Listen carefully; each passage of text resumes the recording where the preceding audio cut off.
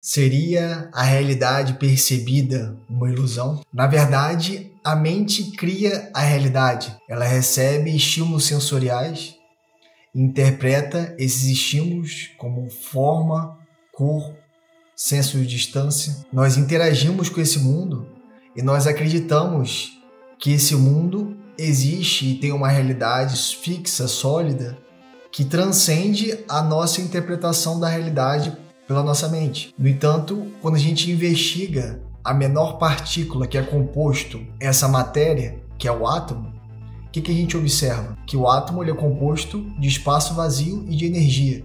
Energia que vibra de diferentes formas. A gente observa que não existe nenhum tipo de solidez nesses átomos. Então a matéria em si ela não é sólida. Eu não sei se você sabia disso, mas você nunca toca em nada. Quando você acredita estar tocando alguma coisa, na verdade essa sensação que sua mente interpreta como toque é uma repulsão do campo eletromagnético da sua pele com o objeto que está próximo. Da mesma maneira, quando algo perfura sua pele, é porque essa força do campo eletromagnético foi forte o suficiente para romper os tecidos, mas nada se toca, porque não existe solidez na matéria. Mas nós acreditamos que existe um mundo objetivo fora de nós, que existe um mundo interno, que são compostos por nossos pensamentos, emoções e crenças, e existe um mundo externo, e que a única forma de eu atuar e interferir nesse mundo externo é através de uma ação física, que o que eu penso e o que eu sinto e as minhas crenças não determinam e não influenciam nessa realidade, mas isso é uma ilusão. Por exemplo, quando se investiga o átomo e as partículas subatômicas, o que se percebe? Que na verdade essas partículas subatômicas elas aparecem e desaparecem a depender do observador. Ela não tem uma realidade fixa e objetiva. Uma partícula que achamos que é algo sólido, na verdade existe em uma chamada superposição, uma onda ampla de locais possíveis. Está em todos de uma vez. Assim que você olha para ela, vira apenas uma daquelas posições possíveis. A superposição quântica implica que uma partícula pode estar em dois ou mais lugares ou estados simultaneamente. Este é um conceito muito bizarro e uma das marcas registradas do mundo quântico. Super-heróis usam superposição, com o mundo sendo faixa de realidade potencial, até escolhermos. Os heróis escolhem o que eles querem, estar em diversos lugares ao mesmo tempo, viver muitas possibilidades uma vez só e cair em uma.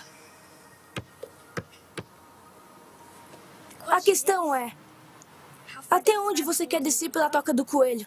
O que seria essa realidade, portanto, fora da mente? Fora de nossa mente, a realidade seria algo muito mais rico e complexo daquilo que percebemos e chamamos de realidade. A ciência sugere que a realidade pode ter até 11 dimensões, muito mais do que apenas as 3 dimensões em que nós percebemos e chamamos de realidade. Além disso, nesse mundo real, fora da nossa mente, a concepção de tempo não existe.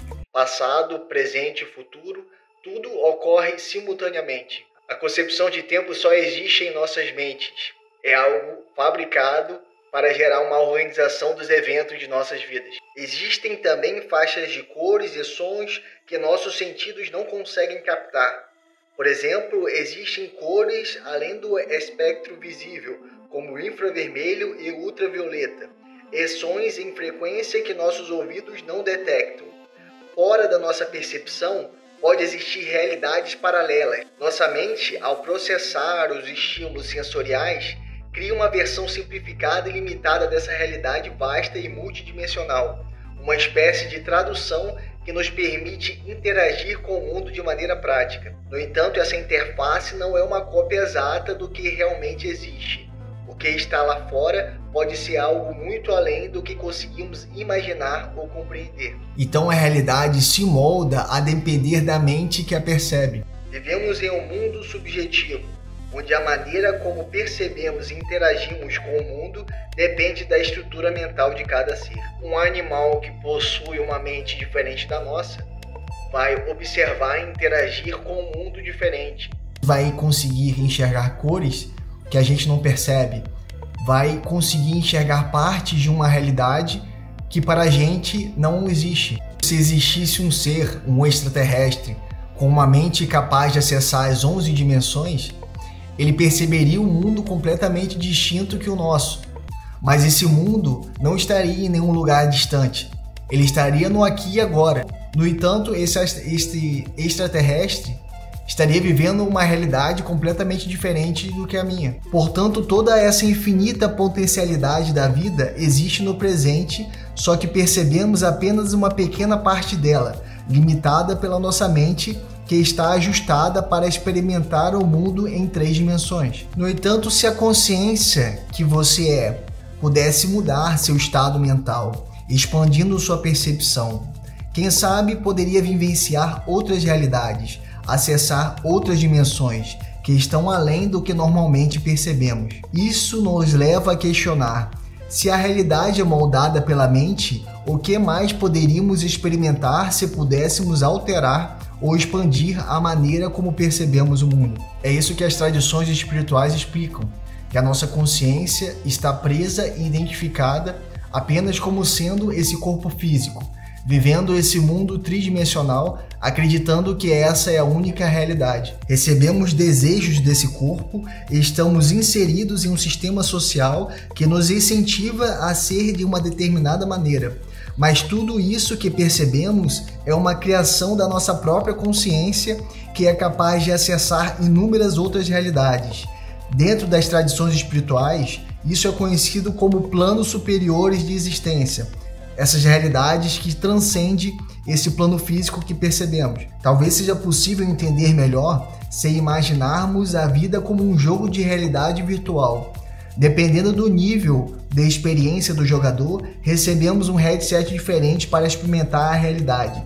Na nossa condição atual, só recebemos o headset para experimentar a realidade física.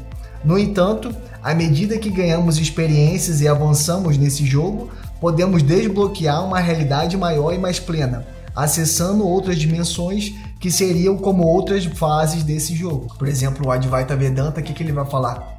Ele vai falar que só existe uma consciência divina, o absoluto, e que ele se percebe através de inúmeros corpos e seres. No entanto, ele acaba se perdendo nesses corpos, porque ele se identifica.